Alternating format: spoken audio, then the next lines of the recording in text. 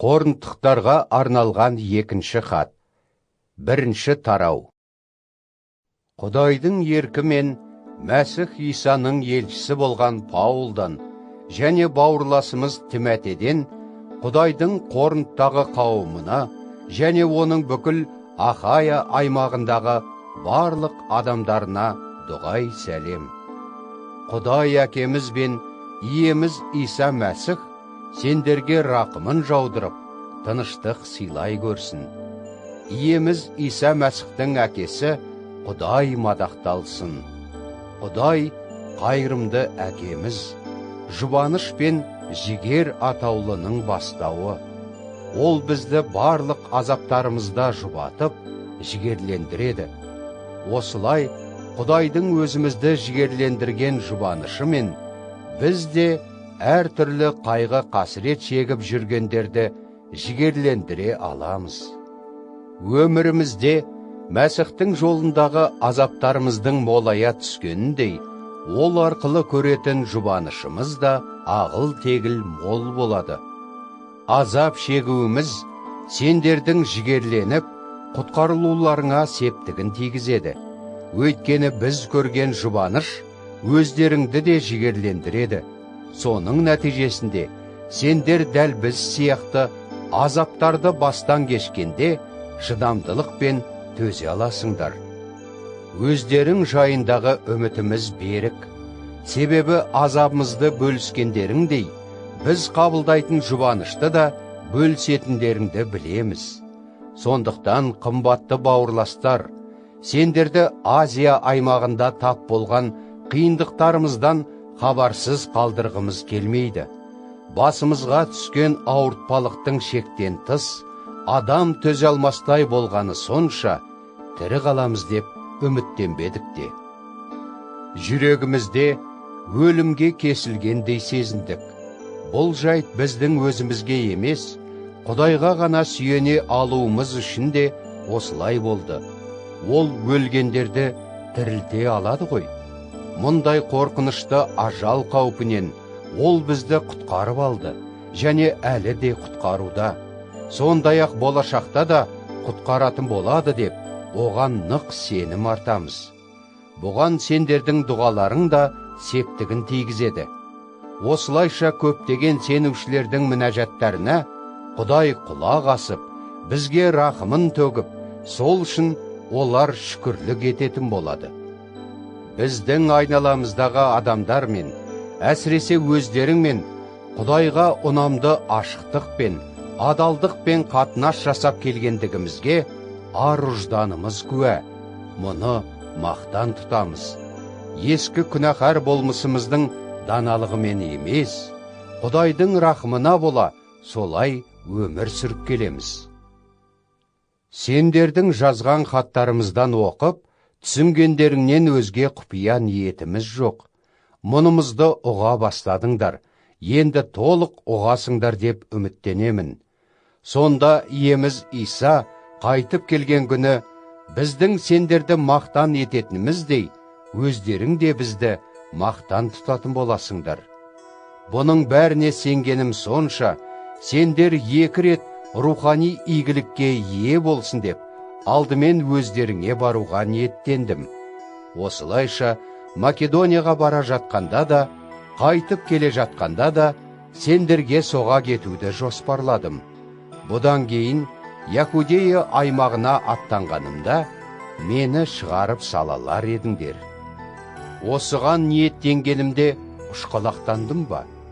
Әлде мені жоспарларын ескі күнәһар болмысына сүйеніп, біресе е, біресе жоқ деп жасады дейсіңдер ме? Құдай берген уәдесіне берік болғандай, біздің сендерге айтқан хабарымыз да кейде е, кейде жоқ емес, еш жалтақсыз. Сендердің араларыңда Силас, Тимофей үшеуміз уағыздаған Құдайдың рухани ұлы Иса Мәсіх те біресе е, біресе жоқ болған емес. Қайта ол арқылы Құдай ие дейді. Оның барлық уәделері Мәсіх арқылы жүзеге асып, иеға айналады. Сондықтан әумин деп, Мәсіхтің атымен Тәңір иенің ұлылығын мадақтаймыз. Мәсіхпен байланысымызда бізді сендермен бірге табанды етіп, тағайындаған Құдайдың өзі. Ол бізге өз иелігінің таңбасын басып, берген уәделерінің орындалуының кепілі ретінде киелі рухын жүректерімізге орнықтырды. Осы кезге дейін менің Коринтқа келмегенім сендерді аяғандығымнан екеніне Құдай куә. Сенімдеріңе өктемдік еткіміз келмей, қуаныштарың үшін өздеріңмен бірге еңбектенеміз. Өйткені сенімдерің арқылы беріксіңдер. Коринттықтарға арналған екінші хат, екінші тарау. Сол үшінде мен сендерге бармай-ақ қояйын деген шешімге келдім. Себебі барсам, өздеріңді тағы да ескертіп, ренжітуіме тура келер еді. Себебі егер сендерді ренжітсем, онда мені кім қуантпақ? Өзім қамықтырған, сендерден басқа кім көңілімді серпілтер еді? Сондықтан да барып, мені қуантуға тиісті сендерден реніш табудың орнына сол хатты жазып жібердім. Бәріңнің мені қоштап, бірге қуанатындарыңа сендім. Оны қатты қиналып, жүрегім ауырып, көзіме жас ала отырып жаздым. Өздеріңді қайғырту үшін емес, қайта шексіз сүйетінімді ұғындыру үшін жаздым. Сол ренішті туғызған адам болса, оның тек мені ғана емес, бәріңді де едәуір ренжіткені. Тым асырып айтпау үшін едәуір дедім. Мұндайға көпшіліктен алған жазасы жеткілікті. Ендеше шексіз қайғыға батпасын деп, оны кешіріп, жігерлендіргендерің дұрыс болар. Сонымен сендерден өтінерім, оған сүйіспеншіліктеріңді көрсетіңдер. Сондай-ақ барлық жағынан да айтқандарыма құлақ асар ма екенсіңдер деп тексеріп, сынау үшін де сол хатты жазып жібердім. Сендер кешірген адамды мен де кешіремін. Ал менің кешіргенім, егерде оның бір айыбын кешіруім қажет болса, оны сендердің игіліктеріңді көздеп, Мәсіхтің алдында кешіргенім. Әзәзіл шайтан бізден амалын асырмау үшін осылай істедім. Оның зымиян ниетін жақсы білеміз. Мәсіх туралы ізгі хабарды уағыздау үшін Троадаға келген кезімде иеміздің маған өзінің жұмысы үшін есік ашып қойғанын көрдім. Бірақ сол жерден бауырласым Титті таба алмай мазам кетті. Сондықтан ондағы сенушілермен қоштасып, Македонияға жөнелдім. Алайда Құдайға шүкір, ол Мәсіхпен тығыз байланыстағы бізді әрдайым жеңістің шеруімен жетелеп, біз арқылы Мәсіхті танудың хош иісін барлық жерге де таратуда. Себебі құтқарылу жолындағылар арасында да, тозаққа қарай бара жатқандар арасында да, Құдай үшін Мәсіхтің хош иісі іспеттіміз. Соңғылар үшін біздің таратқан ізгі хабарымыз өлімнің шіріген иісіндей болса, алғашқылар үшін сол хабар шынайы өмірдің жұпар иісі секілді. Ал кім мұндай жауапты қызметті атқаруға қабілетті? Біз көптеген басқалар сияқты Құдайдың хабарын пайда көздеп, бұрмаламаймыз. Қайта Мәсіхпен тығыз байланыста тұрып, Құдайдан жіберілгендер ретінде ізгі хабарды оның көз алдында адалдықпен уағыздаймыз. Коринттықтарға арналған екінші хат, үшінші тарау. Бұл тағы да өзімізді өзіміз мақтағандай болып тұрма? Яки кейбір басқалар сияқты сендерге немесе сендерден кепілдеме хаттарына мұқтажбыз ба? Жоқ, біздің хатымыз өздеріңсіңдер. Бәріне белгілі, бәрі де оқитын, жүрегімізге жазылған кепілдемеміз сендерсіңдер. Осы хатты біздің қызметіміз арқылы Мәсіхтің өзінің жазып жібергендігі сендердің өмірлеріңнен анық көрініп тұр. Ол сиямен емес, мәңгі тірі Құдайдың рухы мен тас тақтайшаларға емес, адамдардың жүректеріне жазылды. Біз Мәсіх арқылы сендер жайында Құдайға нық сенгендіктен осылай дейміз. Бұл қызметке өзіміз қабілеттіміз деп ойлайтындай еш негізіміз жоқ. Біздегі бар қабілеттілік өзімізден емес, Құдайдан. Ол бізді жазылған заңдарға емес, киелі рухына негізделген жаңа келісімге сай қызмет етуге қабілетті қылды. Жазылған заңдар рухани өлім әкеледі, ал киелі рух шынайы өмір сыйлайды. Рас, Таурат заңы тас тақтайшаларға ойып жазылған әріптермен берілген кезде Құдайдың нұрлы салтанаты көрінді. Сонда Мұса пайғамбардың бет әлпетіндегі нұрдың сәулесінің күшті болғаны сонша, Исраильдіктер оған қарап тұра алмады. Дегенмен, сол нұрдың сәулесі өткінші ғана еді. Ал енді рухани өлім әкелетін Таурат заңына сай қызмет сондай салтанатпен көрінген болса, онда киелі рухтың қызметінің салтанаты содан бетер қаншама ұлы болуға тиіс. Яки адамдарды үкімдейтін қызмет сондай салтанатқа кенелгенде, ақтау мен әділдік әкелетін қызмет одан да зор салтанатқа кенелген болуға тиіс. Кезінде салтанатқа кенелген көне келісім өзінен әлде қайда салтанатты жаңа келісімнің келуіне байланысты бар салтанатынан айырылды. Себебі өткінші салтанат осыншама ұлы болғанда, мәңгілік салтанат одан бетер қаншама ұлы болмақ. Ендеше осындай үмітке ие болған біз зор батылдықпен қызмет етеміз. Өшіп бара жатқан өткінші салтанатқа Исраильдіктер қадала қарамасын деп, бетім пердемен жапқан Мұса сияқты істемейміз де. Ал солардың саналары да зердесіз болды. Олар көне келісімді оқығанда, ой саналары тіпті күні бүгінге дейін сондай пердемен жабулы тұрған іспетті. Осы пердені алып тастаушы Мәсіх.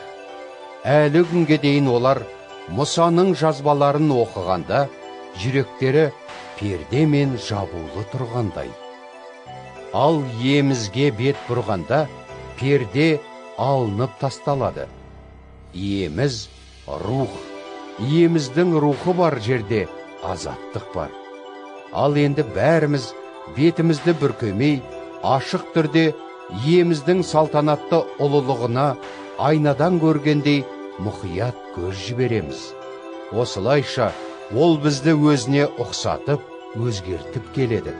Сол арқылы оның салтанатты ұлылығы барған сайын бізден көбірек көрініс табады. Бұл иемізден, киелі рухтан келеді. Коринттықтарға арналған 2 хат, 4 тарау. Сонымен, Құдайдың рахымы мен осы қызметке ие болған біз еш мойымаймыз. Қайта, құпия да ұят қылықтардан аулақ жүріп, ешқандай қулық сұмдықты қолданбаймыз. Құдайдың хабарын бұрмаламаймыз да. Оның көз алдында шындықты ашық уағыздап, өзімізді барлық адамдардың ар-ждандарына таныстырамыз. Біз жариялап жүрген ізгі хабар жабық болса, ол тозақ жолындағылар үшін ғана жабық. Бұлар оған сенбейді. Себебі осы күнәһар дүниенің тәңірі Әзәзіл шайтан олардың ой саналарын соқыр қылып қойған. Содан олар Мәсіхтің салтанатты ұлылығы туралы ізгі хабардың нұрын көре алмайды. Ал Мәсіх Құдайдың қандай екенін айқын көрсетеді. Біз өзімізді емес, Мәсіх Исаны уағыздаймыз. Ол жаратқан ие, ал біз Исаға бағышталып, сендерге қызмет етеміз. Жаратылыстың басталуында Қараңғылықтан нұрдың жарқырауын бұйырған Құдай, жан дүниемізді де жарқыратып, бізді Иса Мәсіхтің бетінен көрінетін өзінің салтанатты ұлылығын білуіміз арқылы нұрландырды. Біз осы рухани қазынаны сақтайтын қарапайым қыш құмыралар іспеттіміз. Осылайша, ондағы шексіз зор құдіреттің өзімізден емес, Құдайдан екені анық болып тұр. Жан жақтан қысым көрудеміз, бірақ тапталған жоқпыз. Шарасыз болып қысылудамыз, бірақ үмітімізді үзген жоқпыз. Қуғынға түссек те, Тәңір ие бізді жалғыз қалдырған жоқ, жығылсақ та жойылмаймыз. Иеміз Иса іспетті, тәнімізде әрдайым азап шегіп, өлім қаупіне душар боламыз. Сол арқылы оның өмірі де тәнімізден көрініс табуда. Себебі тірі жүрген біздер, ұдайы Исаға бола, өліммен бетпе-бет келеміз. Осылай, ажалды тәнімізден оның өмірі көрініс табады. Мұның нәтижесінде бізде өлім, ал сендерде өмір әрекет етуде. Ал Забурда: «Мен саған сенімімді жүктедім, содан мұнан айттым» деп жазылған. Осындай сенімді Құдайға біз де жүктейміз. Сондықтан ол туралы айтамыз. Иеміз Исаны қайта тірілткен Құдайдың бізді де Иса арқылы қайта тірілтіп, сендермен бірге өз алдына әкелетінін білеміз ғой. Басымыздан өткен осылардың бәрі де сендердің игіліктерің үшін.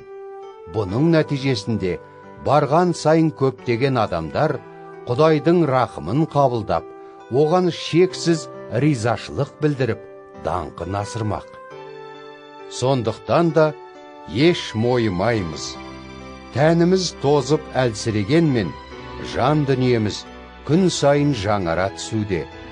Уақытша көретін жеңіл азаптарымыз бізді өздерінен әлде қайда зор, тіпті шексіз де мәңгілік ұлылыққа жеткізеді. Сонымен көзге көрінетін емес, көрінбейтін нәрселерге назар тігеміз. Себебі қазір көрініп тұрғандар өткінші, ал көрінбейтіндер мәңгі. Коринтықтарға арналған 2-ші хат, 5-ші тарау. Мынаны да білеміз. Жер бетіндегі шатырымыз, яғни тәніміз күйрегінде, адам қолы емес, Құдайдың өзі жасаған көктегі мәңгілік мекенімізге, яғни жаңа денеге ие боламыз. Қазірдің өзінде ыңқылдай күрсіне отырып, көктен келетін денелерімізді жамылатын кезді зарыға күтудеміз. Себебі жаңа денені жамылғанда мекенсіз қалмаймыз.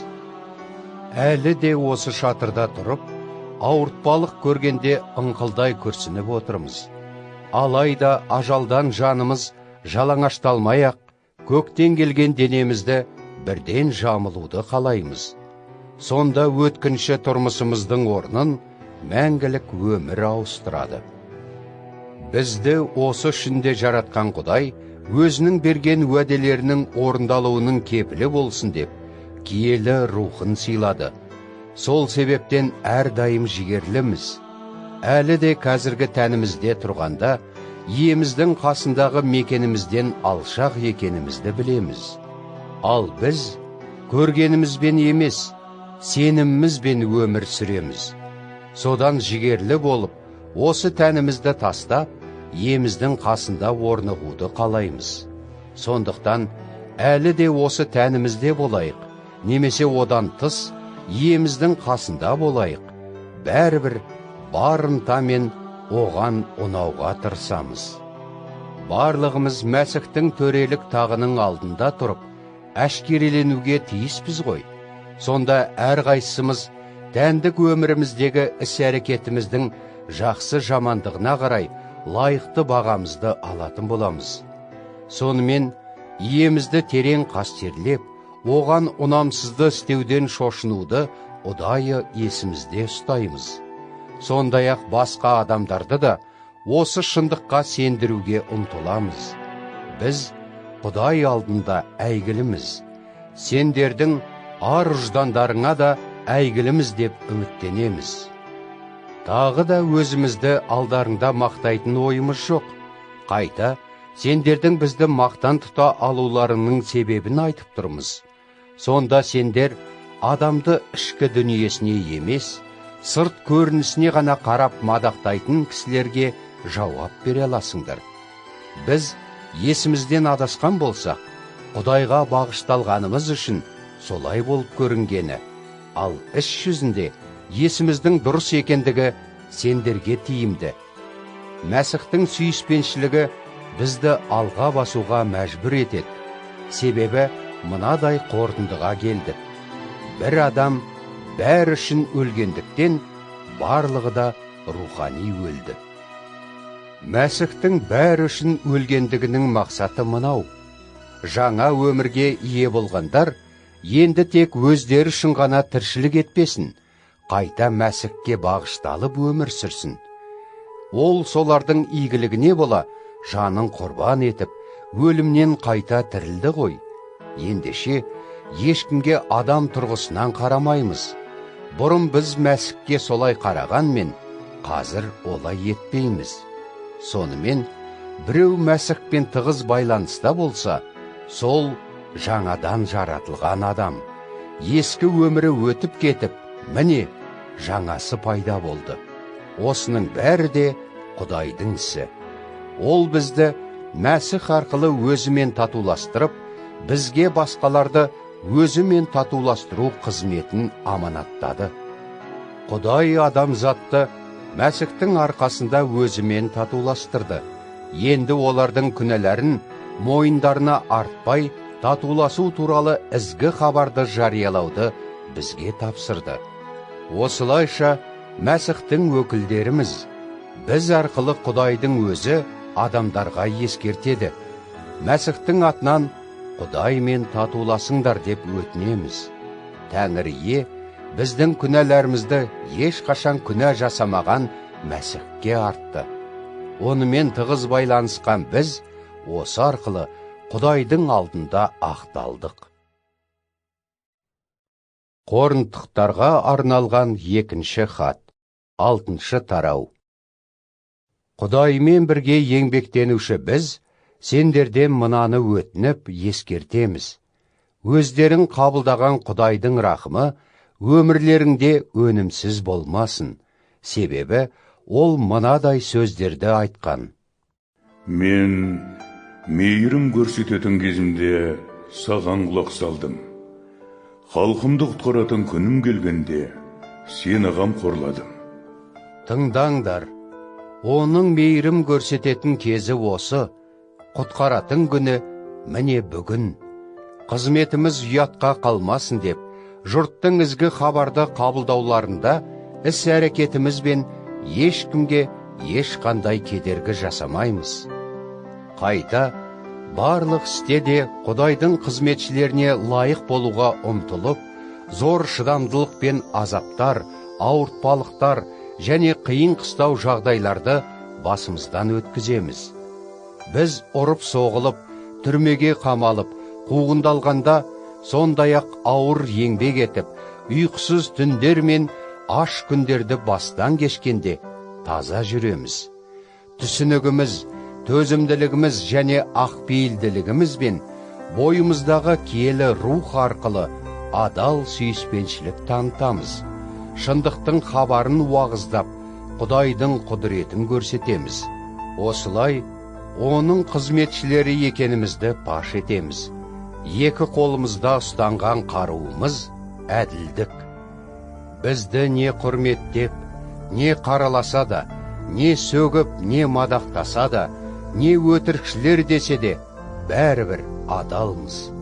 Танымал болмасақ та, бізді таниды. Өлгендер деп санаса да, міне тіріміз. Бізді жазаласа да, өлген жоқпыз. Бізді ренжітеді, бірақ әрдайым қуаныштымыз. Кедей болсақ та, көптеген адамдарды байытамыз. Ештеңеміз жоқ болғанмен, бәріне де иеміз. Қымбатты қорынтықтар, сендермен ашық сөйлестік, жүректеріміз де айқара ашық. Өздеріңе деген пейіліміз кең болғанмен, сендер бізге жүректеріңнен азақ орын бердіңдер. Мен сендермен балалармен сөйлескен әкедей сөйлесемін. Енді өздерің де бізге пейілдеріңді кең жайсаңдаршы. Сенбейтіндермен қоян қолтық бірге жүріп, жаман ниеттеріне ортақтаспаңдар. Себебі әділдік пен заңсыздық арасында ортақ не бар? Яки жарық пен түнек қалай тығыз байланыста тұрмақ?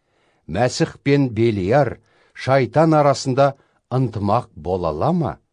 Мәсіхке сенуші мен сенбейтіннің арасында ортақ не бар? Құдайдың киелі үйі мен жалған тәңірлер арасында қандай келісімнің болуы мүмкін? Себебі біздер мәңгі тірі Құдайдың киелі үйіміз. Құдайдың өзі мынадай сөздер айтқан. Мен орталарыңда тұрып, араларыңда жүретін боламын. Мен олардың Құдайы, ал олар менің халқым болады. Жаратқан ие мынаны айтады. Сондықтан олардың арасынан шығыңдар, олардан бөлек тұрыңдар, арам нәрселеріне мүлдем жоламаңдар. Сонда мен сендерді қабылдаймын. Мен сендерге әке боламын, ал сендер рухани ұл қыздарым боласыңдар. Дейді әлемнің билеушісі, жаратқан ие. Қорынтықтарға арналған 2-ші хат, 7-ші тарау. Осы уәделердің бәрі де бізге берілгендіктен, сүйікті бауырластарым, тәніміз бен рухымызды арамдайтын барлық нәрселерден тазарып, Құдайды терең қастерлеп, толығымен оған бағышталған қасиетті өмір сүрейік. Жүректеріңнен бізге орын беріңдер. Біз ешқайсыңа да әділетсіздік істеп, зиян келтірген жоқпыз. Ешкімді алдап, пайдаланған да емеспіз. Бұларды айтқандағы мақсатым, сендерді айыптау емес. Бұрын айтып кеткенімдей, жүрегіміздің төріндесіңдер. Бірге өліп, не бірге өмір сүруге дайынбыз. Өздеріңе деген сенімім зор. Сендерді ерекше мақтан тұтамын. Соншама көп азап шексек те, жігерім артып, қуанышым қойныма сыймайды. Ал Македонияға келгеннен кейін, тәніміз дамыл таппай, жан-жақтан қысым қыспақ көрдік. Сырттан шабуыл, ішімізде үрей қорқыныш. Бірақ еңсесі түскенді жігерлендіретін Құдай, бізді Титтің келуімен жігерлендірді. Тек Титтің келуі ғана емес, сондай-ақ сендердің оны жігерлендіргендерің туралы айтып бергендері де көңілімізді орнықтырды. Тит өздеріңнің бізді аңсап сағынып, опық жеп жылап, мен үшін ынталана құлшыныс жасағандарың жайында хабар әкелді. Бұған одан бетер қуандым. Тіпті сендерді жазған хатыммен қапаландырсам да, мұныма өкінбеймін. Расында мен хатымның сендерді қасіретке батырғанын көріп, өкінген де едім. Ал қасіреттерің уақытша ғана болды. Қазір мен қуаныштымын. Қасіреттеріңе бола емес, опық жеп қайғырып, теріс жолдан қайта оралғандарыңа бола. Сол қайғыларың Құдайдың еркімен болған еді. Сондықтан да ешқандай зиян көрмедіңдер. Себебі Құдайдың еркімен болған қайғы қасірет адамның оған бет бұрып, құтқарылуына түрткі болады. Ол кейін соған өкінбейді де. Ал күнәһар дүниелік қайғы қасіреттің нәтижесі рухани өлім. Құдайдың еркімен болған қайғыларыңнан өздеріңде не туындағанын қараңдаршы. Қандай ынта жігер, күнәдан арылуға деген неткен ұмтылыс, болған жайтқа не қылған наразылық пен абыржу, неткен сағыныш, бәрін түзетуге деген соншама құлшыныс, қандай әділ жаза. осының бәрімен сендер бұл істе кінәратсыз, таза екендіктеріңді дәлелдедіңдер. Ал мен сол хатты не қорлағанға, не қорланғанға бола жазған жоқпын. Сендердің Құдай алдында біздің қамдарымызды қалай ойлайтындарыңа көздеріңнің жетуін қаладым. Сол себептен де жігерлендік, ал Титтің қуанышына одан бетер риза болдық. Барлығында оның көңілін орнықтырдыңдар. Сонымен сендерді мақтауыммен ешбір ұятқа қалмадым. Қайта сендерге айтқанымыздың түгел шынайы екеніндей, Титке өздеріңді мақтауымыз да нағыз шындық болып шықты. Ол сендерді тіптен жақсы көріп, бәріңнің өзін қалай тыңдап, қатты қобалжып қастерлеп, қол қусырып қабылдағандарыңды есіне алып отырады. Ал мен қай істе де өздеріңе сене алатыныма қатты қуанамын. Коринтықтарға арналған 2-ші хат, 8-ші тарау. Ал енді қымбатты бауырластар, сендерді Құдайдың Македониядағы қауымдарға рақымын төккені туралда хабардар еткіміз келеді. Бастарынан өтіп жатқан ауыртпалықтар арқылы сенімдері қатты сыналған мен иемізге деген қуаныштары шексіз болды. Осылайша олар ағыл тегіл мол беріп, өздерінің тақыр кедейліктеріне қарамастан жомарттық көрсетті. Олардың қолдарынан келгенше, тіпті мүмкіндіктерінен де артық кең пейілділік танытқандарына мен куәмін. Өз жүрек қалауларымен бізден өтініп, өздері де Құдайдың халқына көмек жіберіп, қызмет етуге қатыса алуларын қоймастан жалынып сұрады. Бұл күткенімізден де артық болды. Олар өздерін алдымен иемізге бағыштап, сондай-ақ Құдайдың еркімен бізге де беріле көмектесті. Сонымен Тит сендердің араларында да осындай игілікті істі бастағандықтан, одан онысын тәмамдауын сұрадық. Сенім, Құдайдың хабарын уағыздау, түсінік, барлық іске де ынта жігер, және бізге деген сүйіспеншіліктерің, бұлардың бәрі сендерде ағыл тегіл мол. Дәл сол сияқты, осы игілікті істі де молынан атқарыңдар. Мұны бұйыра айтып отырғаным жоқ, ал басқалардың құлшыныстарына меңзеп, сүйіспеншіліктеріңнің шынайылығын сынап тұрмын. Иеміз Иса Мәсіхтің рақымдылығын жақсы білесіңдер. Ол сондай бай бола тұра, сендердің рухани баюларың үшін бәрінен бас тартып, жоқшылыққа ұшырады. Бұған байланысты айтар ақылым, былтыр сендер алғашқы болып, көмек беріп қана қоймай, соны өз қалауларыңмен де атқардыңдар. Ал енді, құлшына тілегендеріңді жүзеге асырып, қолдарыңдағы бармен бөлісіп, осы істі тәмамдаңдар. Біреу беруге ынталы болса, Тәңірие оның тарту таралғысын қолындағы жоғына емес, барына қарай ризашылықпен қабылдайды. Басқалардың жағдайын жеңілдету үшін өздеріңнің қиналып қалуларының қажеті жоқ. Керісінше, екі жақта да теңдік болу керек. Қазіргі сендердің молшылықтарың олардың мұқтаждықтарын қамтамасыз етіп, кейін олардағы молшылық сендердегі мұқтаждықты қамтамасыз етпек. Сонда екі жақта да теңдік орнайды. Осылайша, көп жинаған кісіден артылған жоқ, аз жинаған мұқтаж да болған жоқ. деп Тауратта жазылғандай болмақ. Сендерге қамқорлық жасауға деген құлшынысты бізге бергеніндей, оны Титтің де жүрегіне сепкен үшін Құдайға шүкірлік. Жаңағы тілегімізді Тит жылы ықыласпен қабылдап қана қойған жоқ. Сендерге зор құлшыныспен өз қалауы бойынша бара жатыр. Титпен бірге тағы бір бауырласымызды да жіберіп отырмыз. Оның ізгі хабарды уағыздаудағы жұмысы барлық қауымдарда мақталып жүр. Мұның үстіне қауымдар оны осы игілікті істі орындау мақсатымен Иерусалимге аттанған сапарымызда бізбен бірге еріп баруға таңдап алды.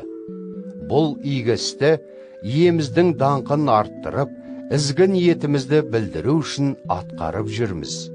Сеніп тапсырылған осы мол сый тартуды қалай басқарғанымыз жайында бізге ешкім айып тақпасын деп сақ жүреміз.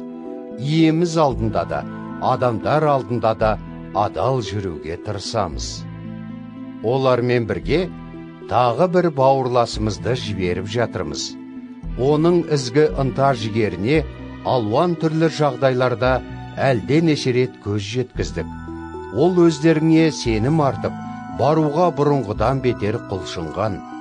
Тит, менің әрі жолдасым, әрі араларыңдағы қызметтесім. Ал осы бауырластарға келсек, олар қауымдардың жіберген өкілдері, сүрген өмірлері мен Мәсіхтің ұлылығын паш ететіндер. Сонымен оларға сүйіспеншіліктеріңді көрсетіңдер. Осылай біздің өздеріңді мақтан тұтатымыздың орынды екеніне қауымдардың көздерін жеткізіңдер. Коринтықтарға арналған 2-ші хат, 9-шы тарау. Шынында сендерге Құдайдың халқына көмектесу туралы жазып жатудың қажеті де жоқ. Соған деген құлшыныстарыңды білемін ғой. Содан мен Ахая аймағында тұратын сендердің тіпті былтырдан бері көмектесуге әзір екендіктеріңді македониялықтарға айтып мақтан тұтып келемін. Осы құлшыныстарың олардың көбіне де қозғау салған. Ал енді өздеріңді мақтағаным бекер болмасын деп бауырластарды жіберіп отырмын. Осылай өзім айтып кеткендей, іс жүзінде де көмектесуге даяр бола аласыңдар. Олай етпеген күнде македониялықтар менімен бірге келіп, даяр еместеріңді көрсе, өздеріңді айтпай-ақ қояйын, біз қандай ұятқа қалар едік. Сендерді сондай нық сеніммен мақтап жүрдік қой. Сондықтан да бауырластардан сендерге бізден бұрын баруларын сұрауды тиімді деп таптым. Олар өздерің уәде еткен жомарт тарту таралғыларыңды алдын ала жинап, дайындаудың қамын ойластырмақ. Сонда сыйларың іштарлық пен лашсыздан берілген емес, кең пейілділікпен жасалған игілік болады. Бұл жайында сараң сепкен сараң жинар, жомарт сепкен жомарт жинар делінген ғой. Әрқайсың жүректеріңнің шешіміне сай, еш ренішсіз, зорлықсыз барларыңмен бөлсіңдер. Құдай қуанышпен беретіндерді ұнатады, ал сендерді бүкіл игілікке молынан кенелтуге Құдайдың құдіреті жетеді. Сонда әрдайым қандай жағдайда да қажеттеріңнің бәрімен қамтамасыз етіліп, әрқилы игі істерді молынан жасай аласыңдар. Ол мұқтаждарға мол көмек таратады, оның әділдігі мәңгіге ұласады. Деп Забурда жазылған. Егіншіге себуге тұқым, ашыққанға жеуге нан беретін Құдай, сендерге игіліктің тұқымын ағыл тегіл мол сыйлап, әділ істеріңнің өнімін молайта түспек. Ондағы көздегені, сендердің әр жағдайда жомарттық жасай алатындай дәулетті болуларың, әрі біз арқылы жіберген көмектерің үшін көп адамдардың Құдайға шүкірлік етуі. Өйткені атқарып жатқан қызметтерің Құдай халқының мұқтаждықтарын қамтамасыз етеді. Олар сонымен қатар бұл сенушілердің жаратқан иеге шексіз ризашылықтарын білдіріп, шүкірлік етулеріне себепші болмақ. Сендер осы қызметте игі ниеттеріңді дәлелдеп, өздерің мойындаған Мәсіхтің ізгі хабарына мойын сұнып, солармен және басқалардың бәрімен жомарттықпен бөлісудесіңдер.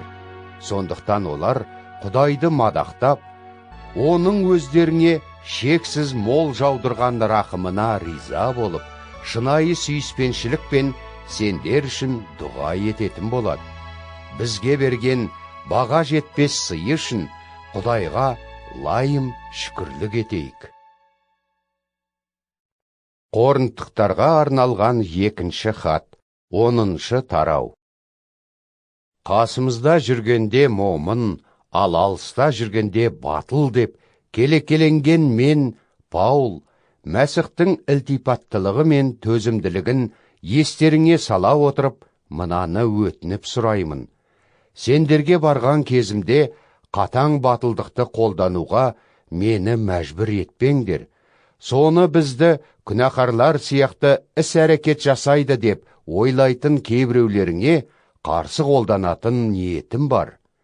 Біз осы күнәқар дүниеде өмір сүргенмен, оның салты бойынша күреспейміз. Қолданып жүрген қаруларымыз осы дүниелік емес, оларда Құдайдың құдіреті бар. Солармен жау бекіністерін талқандаймыз. Оның дәлелдемелерінің қате екенін әшкерелеп, адамдардың Құдайды тануларына бөгет болатын тәкаппарлық атаулыны құртып, күллі ой пікірлерін Мәсіхке бағындырамыз. Осылай, өздерің оған толық мойын сұнғаннан кейін, араларындағы қиқарлардың бүкіл бағынбаушылықтарын жазалауға дайын боламыз.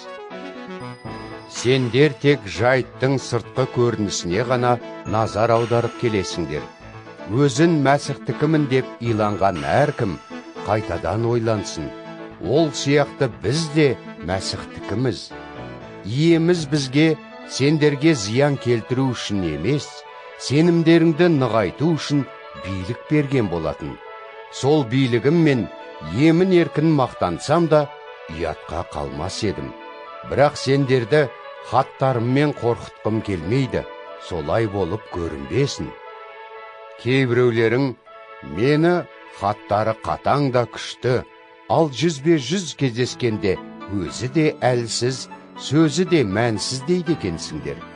Ондайлар біздің сендерге алыстан хатта жазғандарымыз бен қастарыңда жүргенде істейтіндеріміздің бірдей болатынын білсін. Сондай мақтаншақтар мен өзімізді теңестіруге, не салыстыруға біздің дәтіміз әрине бармайды. Олар өздерін өзіндік үлгілерімен бағалап, өздерімен ғана салыстырады. Қандай ақымақтық! Ал біз шексіз мақтанбаймыз. Керісінше, өзімізге Құдай белгілеген қызмет ауқымында қаламыз.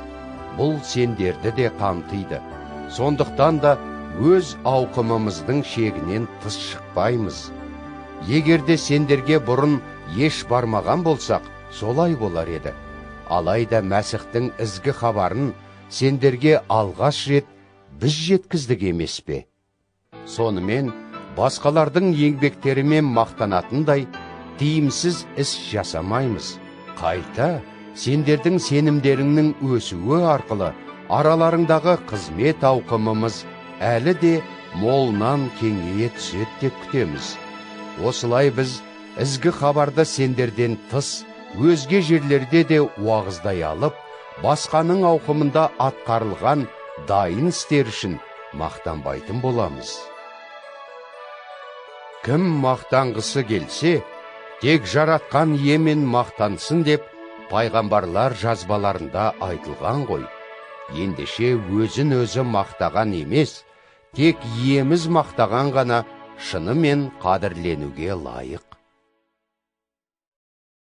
Коринттықтарға арналған 2-ші хат, 11-ші тарау. Мақтануым мен біраз ақымақ болып көрінгеніме төссеңдер екен деймін. Іс жүзінде төзіп келесіңдер де. Сендерді Құдай берген қамқорлық пен қызғыштай қорғап келем. Өздеріңді бірақ күйеу, Мәсіхке айттырып қойдым. Әрі пәк, таза қыз күйлеріңде ұзатқым келеді.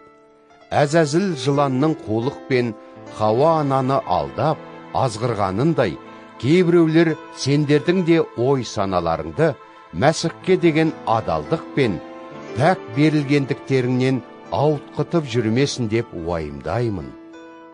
Себебі, біреулер сендерге келіп, біз уағыздағаннан өзге Исаны уағыздағанда, немесе өздерін қабылдаған киелі рухтан өзге рухты, яки қабыл алған ізгі хабардан басқа біреуін насихаттағанда, сендер бұның бәріне оңайлықпен көне кетесіңдер. Алайда өзімді сол бір озат елшілерден кеммін деп ойламаймын. Тіптен сөзге шешем болмасам да, білімім жеткілікті.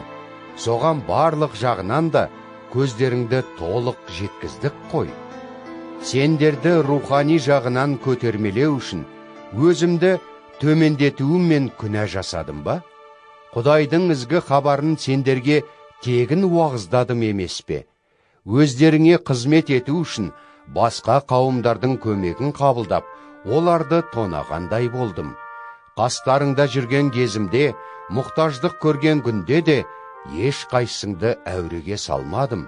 Өйткені Македониядан келген бауырластар қажет нәрселерімнің орнын толтырды. Қай істе де сендерге ауыртпалық түсірмеуге тырыстым, және тырысамын да. Өз бойымдағы Мәсіхтің адалдығы мен мәлімдеймін. Ахая аймағындағы ешкім осы мақтануымды тоқтата алмайды. Неге бұлай істеймін? Сендерді сүймегендіктен бе? Өздеріңді сүйетінім Құдайға аян.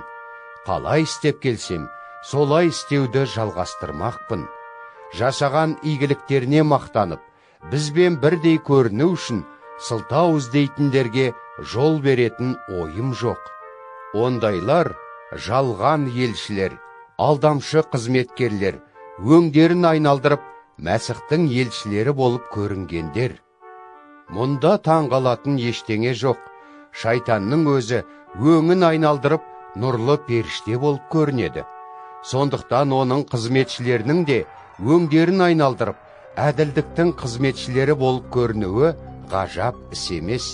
Олардың ақыры қылықтарына сай болмақ. Тағы да қайталаймын, еш қайсыларың мені ақмақ деп ойламаңдар. Ал егер олай ойласаңдар, мені ақмақ ретінде қабылдаңдар. Сонда ізгі хабарды бұрмалап таратушы солар сияқты, мен де аздап мақтана алам. Ендеше батыл мақтанғанда, иеміздің үлгісі бойынша емес, ақылсыз болғансып айтатын боламын. Талай жалған тәлім берушілердің өзімшіл ниетпен сендердің жетістіктеріңе мақтанып жүргені іспетті, өздеріңе жіберген елші болуымды қорғау үшін мен де мақтанбақпын. Себебі сондай дана сендер ақмақтарға қуана төзесіңдер-ау. Расында біреу өздеріңді құл қылса да, ақыларыңды жеп, тонап кетіп, менсінбей өктемдік көрсетсе де, беттеріңді соқса да, бәрібір төзесіңдер. Осындай қылықтарды өздеріңе істеуге біздің күшіміз жетпеді. Мұны айтқанда алдарыңда ұятқа қаламын ба? Ал егер солардың біреуінің бір нәрсеге мақтануға дәті болса, ақмақша айтайын, соған мақтануға менің де дәтім барады. Олар яхуди ме? Мен де яхудимін. Олар Исраилдіктер ме? Мен де солаймын. Олар Ыбырайым атаның ұрпағынан ба? Мен де. Олар Мәсіхтің қызметшілері ме? Ақмақ кісідей сөйлеп тұрмын.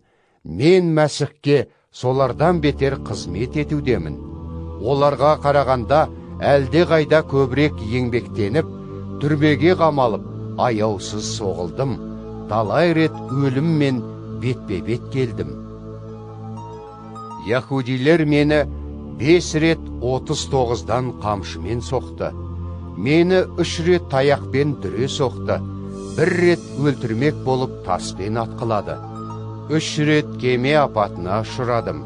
1 тәулік бойы ашық теңізде қалқып жүріп, әрең аман қалдым. Көп рет саяхатқа шығып, тасыған өзендерден, қарақшылардан, өз ұлттастары мен басқа ұлттық адамдар тарапынан сансыз қауіп қатерге ұшырап келемін. Қала мен иен далада, теңізде және жалған бауырластар арасында қатерге тап болдым.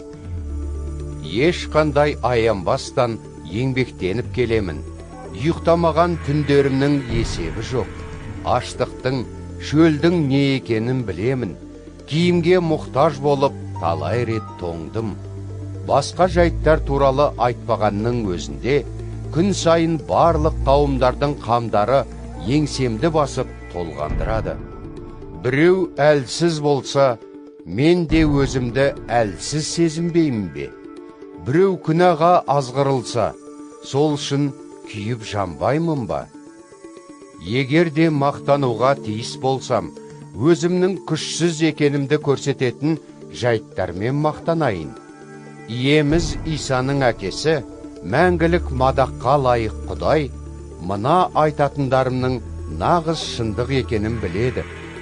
Дамаскіде болған кезімде Аретас патшаның аймақ әміршісі қала қақпаларын күзеттіріп, мені тұтқындауға бұйырды. Бірақ мен қаланы қоршаған қамалдағы терезеден үлкен себетпен төмен түсіріліп, оның қолынан сытылып кеттім. Коринттықтарға арналған 2-ші хат, 12-ші тарау. Түбі пайдалы болмаса да, мақтануым қажет. Енді иеміздің маған көрсеткен аяндары мен ашқан құпияларына тоқталайын. Мәсіхпен тығыз байланыстағы біреуді танимын. Оны 14 жыл бұрын кенет көктің ең биігіне көтеріп әкетті. Оның рухы көкке апарылды. Ал тәнінде ме, әлде тәнсіз бе, о жағы маған емес, Құдайға ғана аян. Сол кісінің жұмаққа апарылғанын дәл білем. Тек оның тәнсіз, не тәнінде барғаны маған емес, жалғыз Құдайға ғана анық. Сонда ол, адам тілімен айтуға келмейтін, әрі басқаларға әңгімелеуге тыйым салынған сөздерді естіді. Сол ғажап оқиғаны мақтан ете аламын. Ал жеке басым туралы жалғыз күшсіздігімнен өзге ештеңемен мақтанбаймын. Дегенмен, мақтанғым келген күнде де ақмақ болмас едім. Өйткені нағыз шындықты айтамын. Алайда мен туралы аса жоғары пікірде болмауларың үшін содан бас тарттым. Одан да өзімнен көріп естігендеріңе сай ғана мені бағалаңдар. Өзіме ашылған құпиялардың төтенше ұлылығына байланысты кеуде көтермеуім үшін тәніме шаншылып түйрелу азабы бұйырылды. Шайтанның хабаршысы мені соғып қинайды. Бұл мені өркөкіріктеніп кетуден сақтамақ. Мен бұл азапты өзімнен аластатуын өтініп, 3 рет иемізге сыйындым. Бірақ ол маған былай деді: менің рахымым саған жетер. Күшсіз жағдайыңда менің құдіретім толықтай іске асалады. Сондықтан Мәсіхтің құдіретінің бойымда орнығуы үшін күшсіздігіме қуана мақтанамын. Сонымен басымнан әлсіздік, қорлық, мұқтаждық, қуғын сүргін, қысымшылық өткізгенде Мәсіхке бола ризамын. Себебі өзім күшсіз болғанымда, ол арқылы күштімін. Мақтанып, ақмақтай көріндім. Мені соған мәжбүр еттіңдер. Ал сендер мені мадақтауға тиістедіңдер. Өйткені сол бір озат елшілермен салыстырғанда ешқандай кемшілігім жоқ қой. Дегенмен жеке басым өздігінен түк те емес. Құдайдың шынайы елшісі екенімді көрсететін белгілер, яғни ғажап кереметтер мен құдіретті істер, үлкен төзімділік пен көз алдарыңда орындалды. Басқа қауымдарға қарағанда сендерге не жетіспейді? Тек менің сендерге ауыртпалық түсірмегенім болмаса, мұнымды айыпқа бұйыра көрмеңдер. Ендеше сендерге 3-ші рет бармақшымын, бірақ ешқандай ауыртпалық түсірмеймін. Маған дүние мүліктерің емес, өздерің қымбатсыңдар. Балалары ата-анасы үшін емес, ата-анасы балалары үшін енші жинауға тиіс қой. Осылайша мен рухани игіліктеріңе бола, қолымдағы барымды қуана жұмсап, өзімді де еш аямаймын. Сендерді неғұрлым артық көрген сайын, мені анағұрлым аз сүйсеңдер де, солай істей беремін. Қалай болған күнде де өздеріңе ауыртпалық түсірмедім. Дегенмен қу болғандықтан, сендерден айлакерлік пен амалымды асырып кеттім дейсіңдер ме? Не болмаса жіберген кісілерімнің біреуі арқылы өздеріңді пайдаландым ба? Титтен сендерге баруын өтініп, онымен бірге бауырластардың біреуін жібердім. Тит те өздеріңді пайдаланған жоқ, солай емес пе? Екеуміз бірдей рухпен әрекет жасап, бір жолмен келеміз ғой. Өзімізді сендердің алдарында ақтауға тырысамыз деп, әлі де ойлайсыңдар ма? Жоқ, біз Құдай алдында Мәсіхпен тығыз байланыста тұрамыз.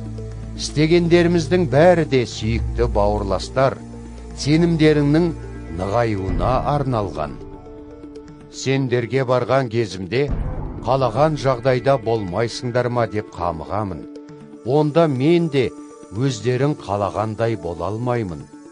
Араларыңда айтыс керіс, қызғаныш, ашу ыза, жікке бөліну, жала жабу, өсек аяң, менмендік және тәртіпсіздік жайылуы мүмкін деп уайымдаймын. Сонда тағы барған кезімде, Құдай мені сендерге бола ұялтпасын.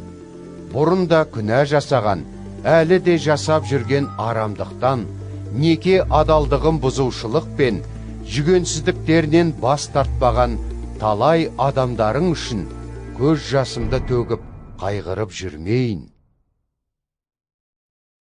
Коринтықтарға арналған 2-ші хат, 13-ші тарау. Сонымен сендерге 3-ші рет бармақпын. Әрбір іс, ең кем дегенде 2 не 3 куәгердің айтқандарымен дәлелдену керек деп Тауратта жазылғандай, мәселелеріңді қайтадан дұрыстап тексермекпін. 2-ші рет қастарыңда болған кезде ескерткенмін. Қазір де сендерден алыс жүріп, осы хат арқылы ескертемін.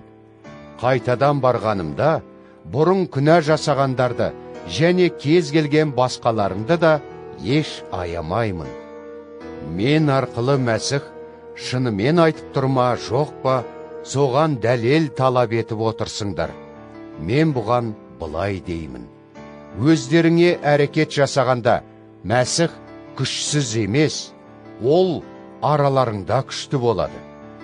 Кезінде Мәсіх өз құдіретінен бас тартып, айқышқа шегеленіп өлсе де, қазір Құдайдың құдіретімен тірі. Онымен тығыз байланыстағы біз де күшсізбіз. Алайда сендерге әрекет жасағанда, Құдайдың құдіреті арқылы Мәсіхпен бірге тіріміз. Шынында да сенім жолымен жүрсіңдер ме, жоқ па, соларыңды тексеріңдер. Әрқайсың жеке бастарыңды сынаңдар. Әрине, жүректеріңнің төрінен Иса Мәсіхтің орын алғанын білесіңдер. Егер ол орын алмаған болса, шынымен сенім жолында емессіңдер. Алайда біздің елшілік өкілеттілігіміздің дәлеліне көздерің жететін болады деп сенемін. Дегенмен, сендер бұдан бұлай жамандық жасаудан бас тартсын деп, Құдайдан өтініп сыйынамыз. Ондағы мақсатымыз, біздің абыройлы болып көрінуіміз емес, сендердің жақсылық жасауларың. Егер осылай, бізге елшілік өкілеттілігіміздің дәлелін келтіруге орайы болмай, өзіміз абыройсыз болып көрінсек, мейлі, солай-ақ бола қойсын. Себебі біз ақиқатқа қарсы емес, ақиқатты жақтап күш саламыз. Өзіміз күшсіз, ал сендер күшті болсаңдар, соған қуанып шаттанамыз. Дәл осыны түгелдей түзелулеріңді сұрап, Тәңір еге сыйынамыз. Сондықтан бұларды алыста жүріп, өздеріңе жазып отырмын.